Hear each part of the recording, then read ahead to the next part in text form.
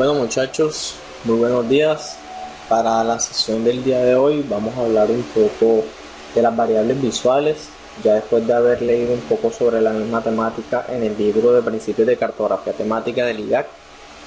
Entonces, partiendo de esos conocimientos básicos que leímos en ese documento, podemos hablar un poco de las variables visuales, qué tan importantes son dentro de la cartografía, para qué sirven, qué son realmente las variables visuales, cuántas hay, cuántas existen, algunas cositas más que nos van a servir para irnos adentrando poco a poco en las temáticas específicas de la elaboración de cartografía temática. ¿Listo?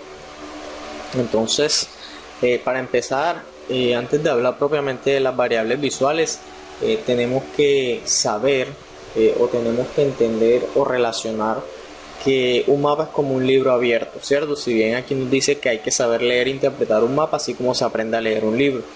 Cuando nosotros tenemos un mapa y entendemos realmente lo que el mapa nos quiere mostrar, lo que nos quiere decir, lo que nos transmite, entendemos a la perfección la temática con bastante sencillez, quiere decir que el mapa fue elaborado con rigurosidad, que tiene todos los elementos que debe comprender un mapa, todos los elementos que debe contener una cartografía, un plano. Así como un libro debe contener todas las páginas para poderlo entender y debe tener un lenguaje sencillo para que el lector pueda adentrarse, enamorarse y poder entender al 100% de la temática del libro, el mapa también le sucede lo mismo. Cuando nosotros elaboramos o estamos elaborando una cartografía, debemos pensar en el usuario final, no tanto en nosotros quienes somos los que lo estamos haciendo, sino en el usuario final, el lector, aquella persona que va a recibir el mapa, quienes van a leer el mapa y quienes van a interpretarlo, analizarlo a partir de la información que yo estoy plasmando en dicho plano o en dicho mapa. Por eso aquí se involucran las variables visuales, pues estas hacen parte de ese equilibrio, de ese balance visual que nosotros debemos tener en cuenta al momento de realizar cartografía de manera rigurosa con todos los elementos que debe tener un plano o debe tener un mapa.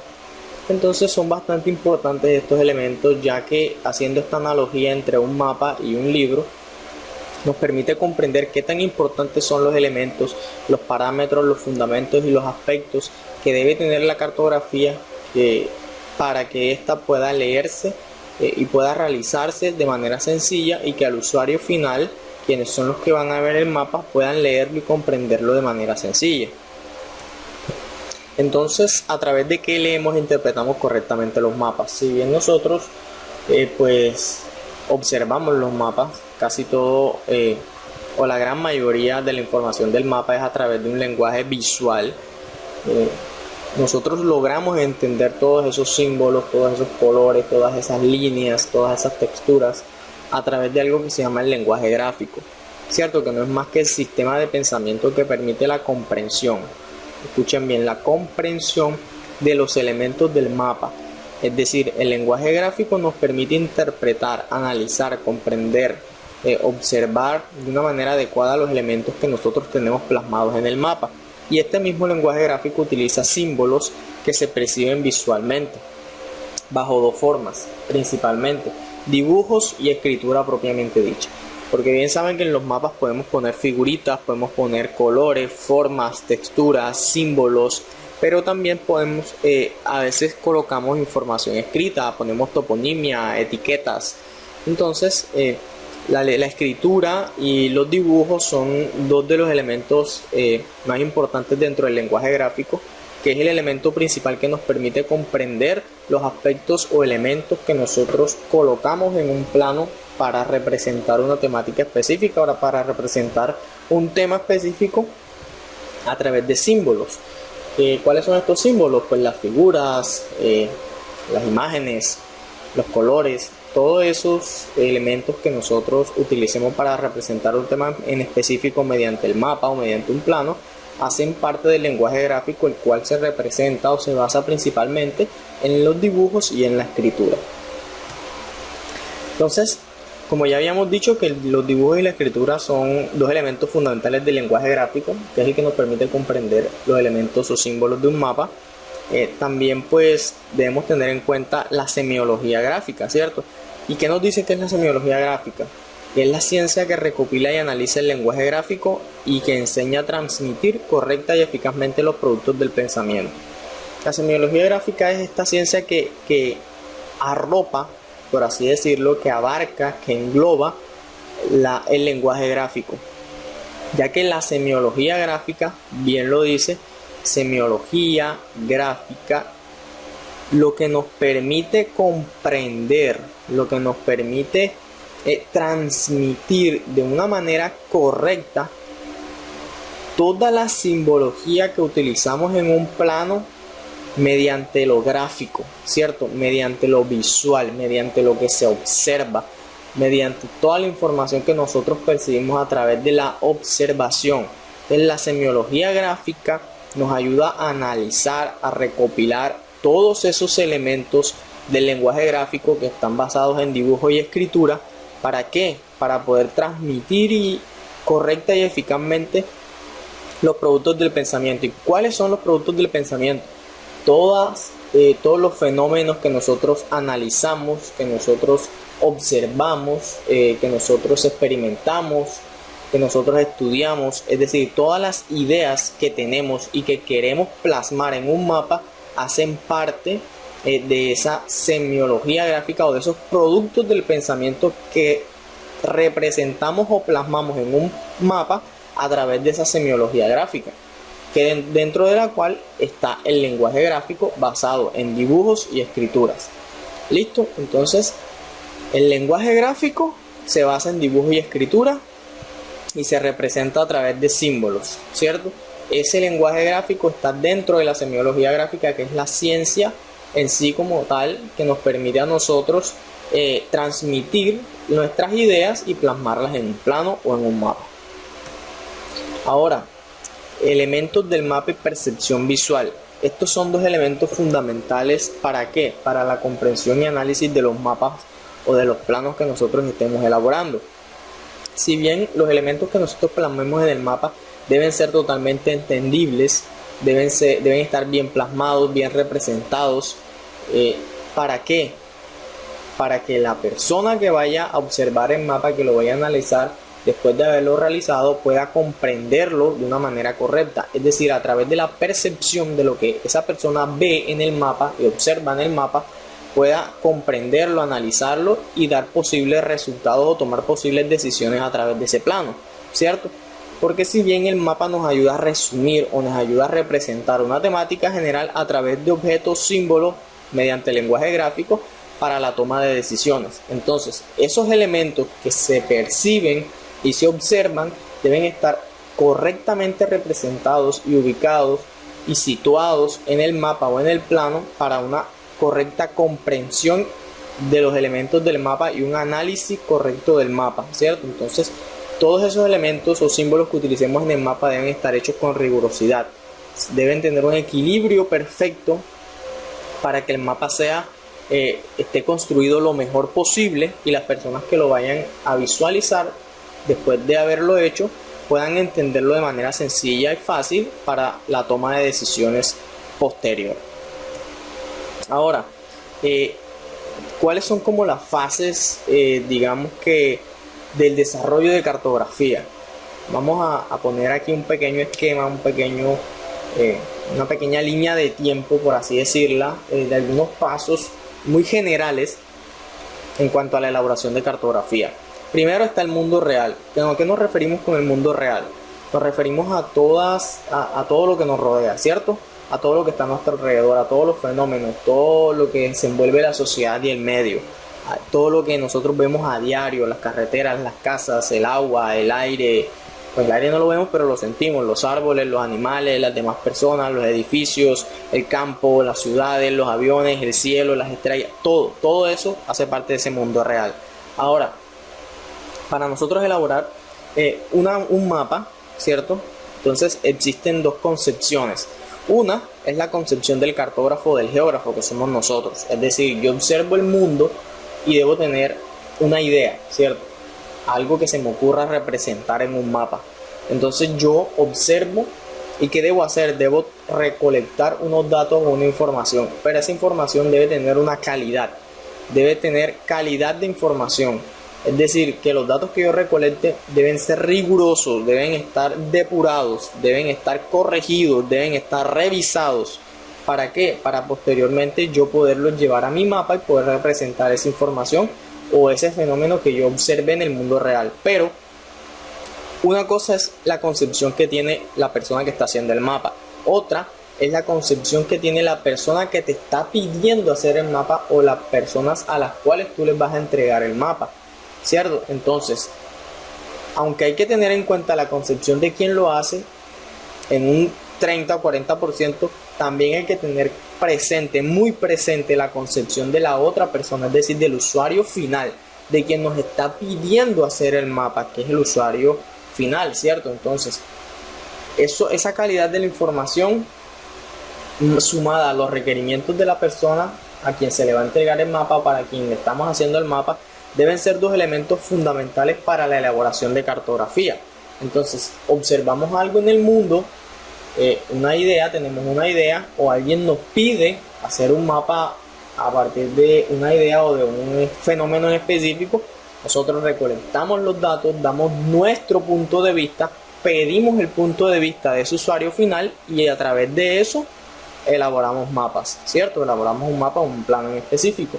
No elaboramos cartografía simplemente a gusto de nosotros, que somos los que lo estamos haciendo, porque casi siempre elaboramos mapas o planos para otras personas. Entonces es importante conocer y tener el consentimiento y los requerimientos de esa persona que nos está pidiendo hacer el mapa. Muy importante eso a tener en cuenta.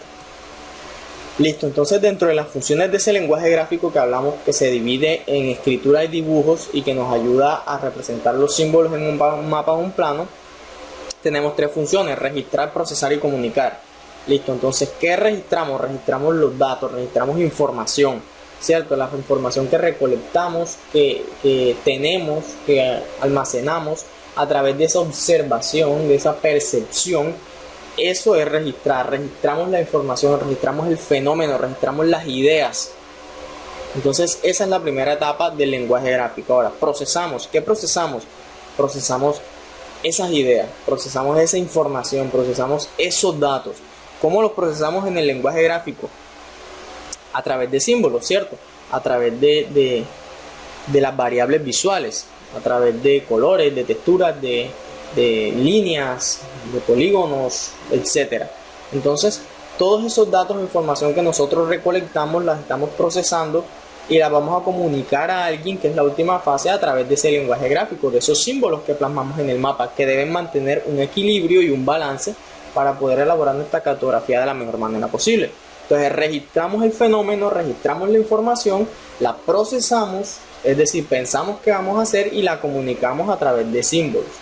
Listo, a través de elementos o aspectos que plasmemos en nuestro mapa. Entonces esas son las tres fases de nuestro lenguaje gráfico. Ahora, existen unas características para la información. Existen las propiedades dimensionales de la información, que son puntos, líneas y polígonos. Esas son propiedades dimensionales, es decir, de dimensión. Existen los puntos, existen las líneas, existen los polígonos. Esas son propiedades dimensionales dentro de las características de la información con la que nosotros representamos o hacemos mapas. Por otro lado están los niveles de medida de esa información, que son nominal, ordinal, de intervalo y en algunos casos de razón. Los niveles de medida, el nominal hace referencia a la información o los datos de tipo cualitativo. El nivel de medida ordinal significa o hace referencia a la información cuantitativa o numérica. El nivel de medida de intervalo hace referencia a la información numérica, pero representada o clasificada por rangos o clases. ¿Listo? Entonces hay que tener en cuenta esos dos aspectos. Dentro de las características de la información tenemos las propiedades dimensionales y tenemos los niveles de medida de la información. Entonces, las propiedades dimensionales son puntos, líneas y polígonos, y los niveles de medida son nominal o cualitativo, ordinal o cuantitativo y de intervalo, que es la información representada en rangos o en clases. Ahora, entonces existen muchas variables visuales, ¿cierto?, que vamos a ir viendo poco a poco. Voy a pasar aquí un momento para Bueno, vamos, ya que estamos aquí en las características de la información, vamos a ir abarcando entonces esto enseguida. Esas variables, perdón, esa información, entonces acá tenemos la nominal, ese nivel de medida de la información, la nominal. Dentro de cada propiedad dimensional, que es punto, línea y polígono, se representa de esta manera, ¿cierto? Entonces, dentro de los puntos, a través de un objeto o un símbolo en específico, tenemos un pueblo que es un círculo, una mina que es como una crucecita o dos martillitos, una iglesia que es una cruz, y etcétera. O sea, la información nominal o cualitativa dentro de la propiedad dimensional punto se representa mediante objetos o símbolos. La propiedad dimensional línea o la información de tipo nominal o cualitativa dentro de la propiedad dimensional línea se representa también mediante un objeto, un símbolo que represente una línea, que sea lineal, ¿cierto? Ahí tenemos el ejemplo de río, la carretera, la cuadrícula y el límite. Y la información o el nivel de medida nominal bajo la propiedad dimensional areal, ¿cierto? O de área, se representa, pues ya ustedes están viendo la representación, pues a través de un polígono que dentro esté representando un área a través de una textura en específica. Entonces, la nivel de medida nominal o la información cualitativa se representa en cada una de las propiedades dimensionales de esta manera que ustedes están observando en el ejemplo. Ahora, la información ordinal o cuantitativa se representa mediante cantidades, ¿cierto? Entonces, bajo la propiedad dimensional punto, línea o polígono, se va a representar mediante cantidades porque es información cuantitativa. Entonces, pueden ser dentro de puntos, entonces los puntos pueden ser grandes, medianos o pequeños con diferentes símbolos. La línea puede ser más gruesa, más delgada, puede tener otra textura. Y el área pues puede ser grande, mediana, pequeña o principal, secundaria, menor, pero todo debe estar representado por cantidades y se deben diferenciar las cantidades, porque la información de tipo ordinal o el nivel de medida de tipo ordinal o cuantitativa se basa en las cantidades. Lo que no hacemos acá en la información nominal o cualitativa es simplemente representamos un objeto o un símbolo sin tener en cuenta la cantidad. ¿Listo? Entonces esa es la diferencia principal entre el nivel de medida ordinal y nominal o cuantitativo o cualitativo. Listo. Entonces también existen unos símbolos cartográficos que ayudan a representar los elementos del mapa que no son más que las mismas propiedades dimensionales, que son los puntos, líneas y polígonos, o también llamados áreas de estos mismos polígonos. Entonces podemos llamarlos propiedades dimensionales o símbolos cartográficos. ¿Listo? Entonces son los mismos puntos, líneas y polígonos lo que estábamos viendo en el ejemplo anterior. Listo, entonces acá están pues, el mismo ejemplo que les mostraba anteriormente, ¿cierto? La representación cualitativa y cuantitativa de la información nominal y ordinal. Es el mismo ejemplo que les estaba mostrando anteriormente. Vamos a seguir. Bueno, acá estamos viendo una representación lineal, una propiedad dimensional lineal, una propiedad dimensional de punto y una propiedad dimensional areal, ¿cierto? Que es la que está abajo de color verde. Eso pues para esquematizar algunos ejemplos de tipo de información que estamos viendo. ¿Listo? Bien, ahora entonces las variables visuales ya propiamente dichas, acá las tenemos. Entonces nos dice el ejemplo que estas variables visuales que tenemos acá de izquierda a derecha son: la primera es posición, la segunda es forma, después tamaño, tono, valor, textura y orientación. Pero para entenderlas de mejor manera vamos a verlas una por una para que ustedes puedan entender y comprender bien cuáles son las variables visuales. Pero primero, estas variables visuales son la representación simbólica o abstracta de los elementos que utilizamos en el mapa. O sea, es decir, estas son las herramientas que nosotros utilizamos para darle vigor o para darle una representación a las temáticas dentro de nuestro mapa, ya bien sea a través del color, de la posición, de la forma, del tamaño, de la textura, de la orientación. Es decir, son todas esas herramientas, todos esos elementos que utilizamos para darle valor a un elemento o un símbolo específico dentro de mi mapa. Por eso son bastante importantes, porque son todas esas herramienticas que me ayudan a representar una temática específica en mi mapa a través de símbolos, ¿cierto? Entonces, importante eso y que no se les olvide que son las variables visuales.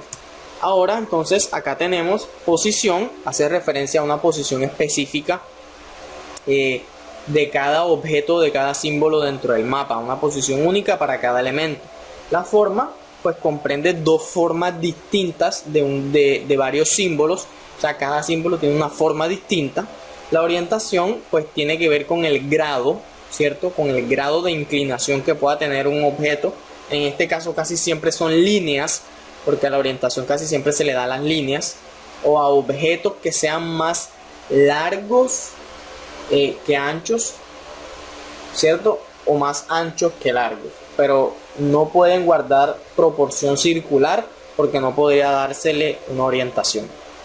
El tamaño, pues hace referencia a los símbolos que guardan proporción de más grandes, más pequeños, medianos, es decir, tienen tamaños distintos. El tono hace referencia al color, ¿cierto? Un tono distinto o un color distinto. La textura hace referencia pues como a un gramado, bien propiamente lo dice la palabra textura. Ahí lo ven en el ejemplo de las flechitas. Es como una gramita gruesa, una gramita más espesa, una más suave. Entonces es como rellenar los objetos con una textura distinta. En cada ejemplo vamos a ir viéndolo poco a poco. Y el foco es como la difuminación de un color en específico, ¿cierto? Es como la pérdida de un color desde el centro hacia los extremos, hacia afuera. Bien, entonces vamos a ver una a una las variables visuales para entenderlas de mejor manera. Aquí tenemos la forma. Entonces esta variable visual se define por la variación libre en las dos dimensiones del plano, ¿cierto? Es una forma distinta para cada objeto, bien sea en un punto, en una línea o en un polígono, ¿cierto? En un punto, pues el objeto debe tener una forma distinta. En la línea debe tener una forma distinta. Y en el área, los símbolos que estén dentro de esa área deben tener una forma distinta. Así como lo están viendo en las imágenes. La orientación, entonces, se trata de la variación del signo respecto a su ángulo, como les había dicho. Para que esto sea posible, debe darse la condición de que la figura sea más larga que ancha, ¿cierto? O sea, que sea alargada. No podemos darle una orientación a un círculo pues porque este no tendría diferencia en el grado de orientación. Entonces, a una línea sí se le podría dar diferencia de grado. Puede ser un grado 180, otro de 360, 270, 90, 45 y el grado cambiaría. Entonces, principalmente la orientación se aplica a la propiedad dimensional lineal. ¿Listo? Hay que tener en cuenta eso. Ahora, la variable visual color, la diferencia entre los colores se atribuye a distintas longitudes de onda del espectro electromagnético.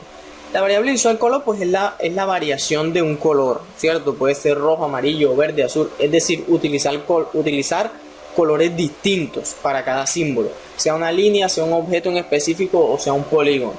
Entonces, cada objeto debe tener un color distinto. Básicamente eso es lo que nos dice la variable visual color.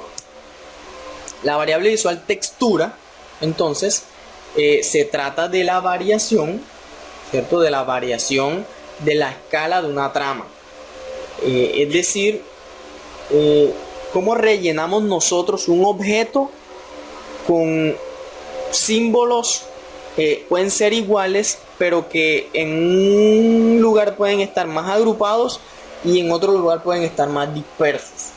Entonces, como lo están observando ahí en el ejemplo, hay como unos punticos y en unos casos están más separados, en otros están más juntos.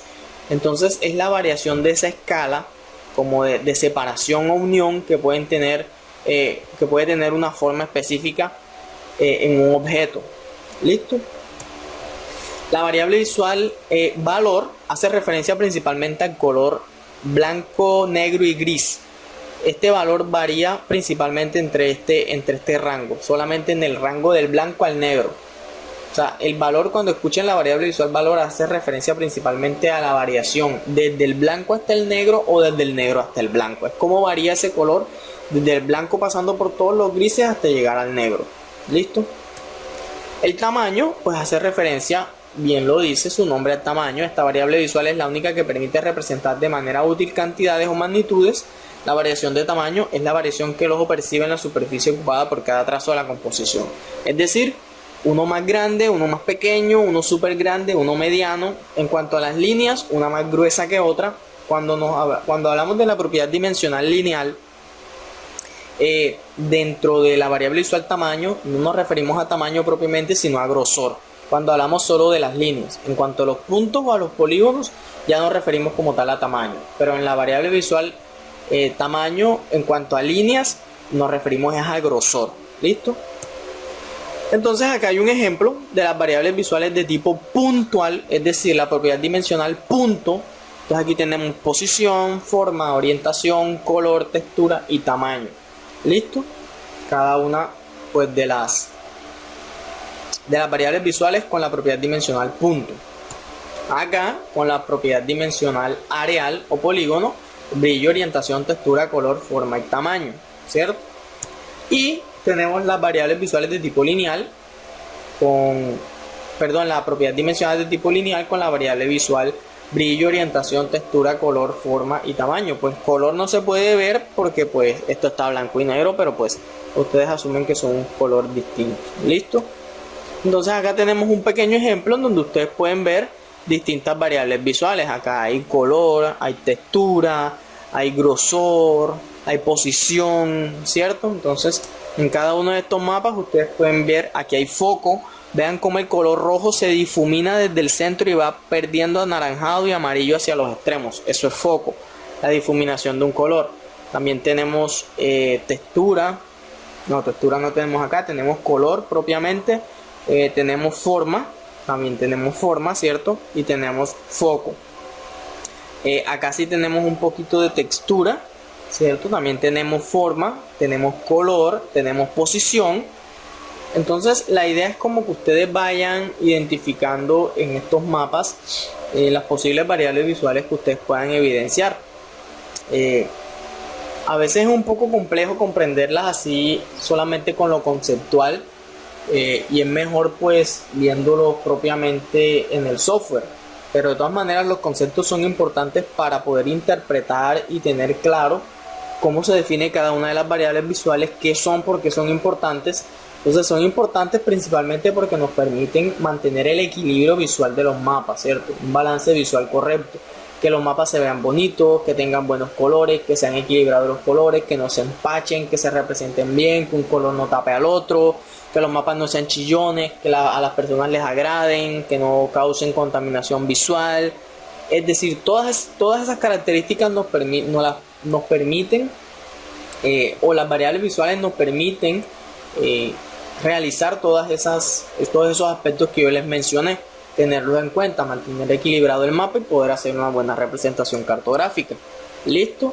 Entonces, bueno, eso fue todo por esta sesión. Espero les haya agradado mucho, espero les haya gustado, y pues sé que con el ejercicio manual, con el ejercicio en software, se va a entender muchísimo más pues toda esta cuestión de las variables visuales, porque es un poco de pronto confuso así cuando estamos solamente bajo los conceptos. Listo, entonces con el ejercicio a mano, con el ejercicio en el software, sé que se va a entender más. Espero les haya servido y nos vemos en una próxima sesión. Gracias.